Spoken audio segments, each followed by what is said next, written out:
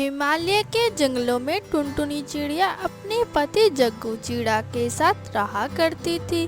दोनों पति पत्नी खेतों में काम करते थे। तभी जग्गू चिड़ा, टुनटुनी, इस बार की हमारी सब्जी की फसल काफी अच्छी हुई है।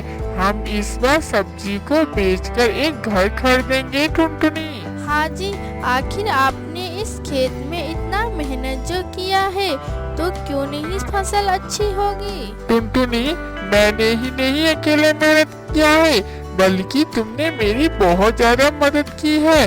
टुनटुनी, अब घर चलते हैं, मुझे बहुत ज्यादा भूख लगा है। जल्दी से चलो, अब मैं 2 दिन बाद ही आऊंगा खेतों में सब्जियां तोड़कर बाजार में बेचने के लिए। तब तक मैं बाजार में जाकर दाम पता लगाऊंगा सब्जियों का। हाँ जी, अब जल्दी से घर चलें।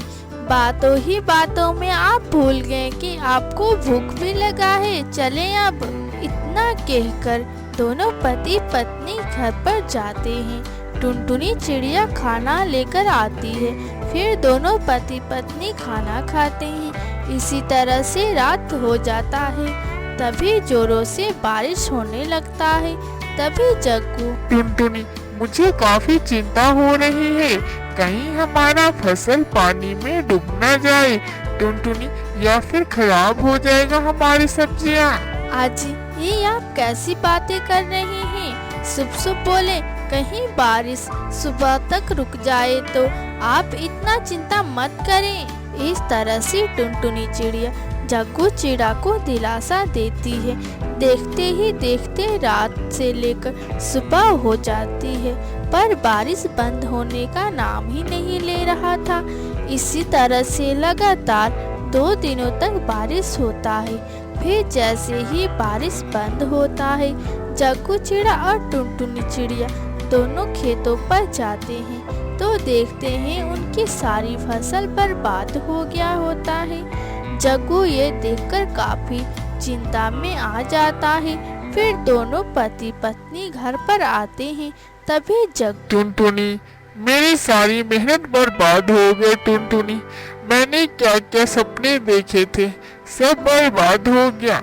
मैं किसी काम का नहीं हूँ। मैं तुम्हें एक घर भी नहीं दिला सकता। टुनटुनी, मुझे माफ कर दो। आजी, ये आप कैसी बातें कर रहे हैं। ये सब आपके हाथ में नहीं था, ये सब भगवान के हाथ में है। वे जो चाहेंगे वही होगा। आपके रोने से कुछ भी नहीं होगा और आप बीमार पड़ जाएंगे। इस तरह से टुनटुनी चिड़िया जग्गू चिड़ा को समझाती है, पर जग्गू चिड़ा टुनटुनी की एक भी बात नहीं समझता है और अपनी ही चिंता में डूबा रहता है। इसी तरह से कई दिन गुजर जाते हैं। जग्गू चिड़ा बीमार पड़ गया होता है।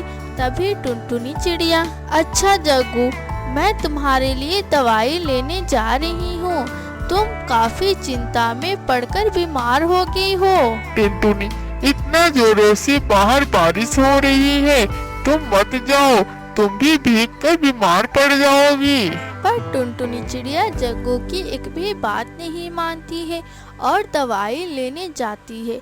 तभी उसे रास्ते में घायल अवस्था में एक पक्षी पड़ी हुई दिखाई देती है, जो कि मदद के लिए पुकार रही होती है।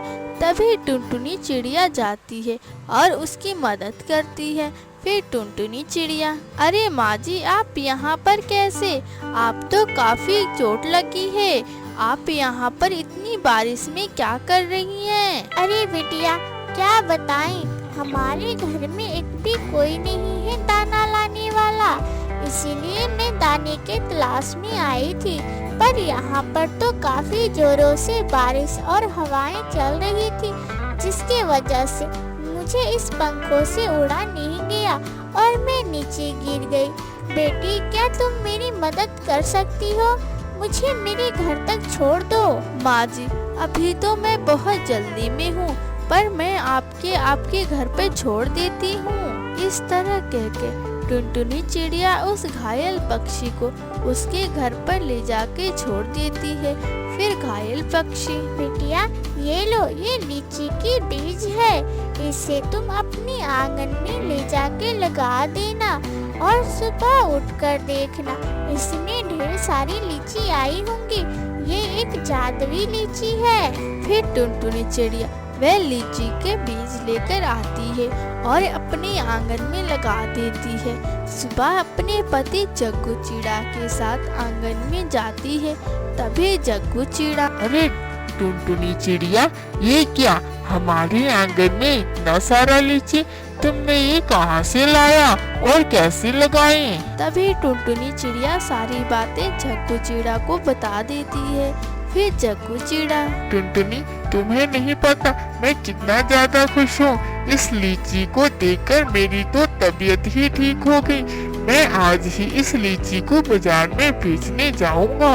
इस तरह से कहकर टुन्नू चिड़ा लीची को तोड़ता है और बाजार में ले जाकर बेचता है और खुशी खुशी रहने लगता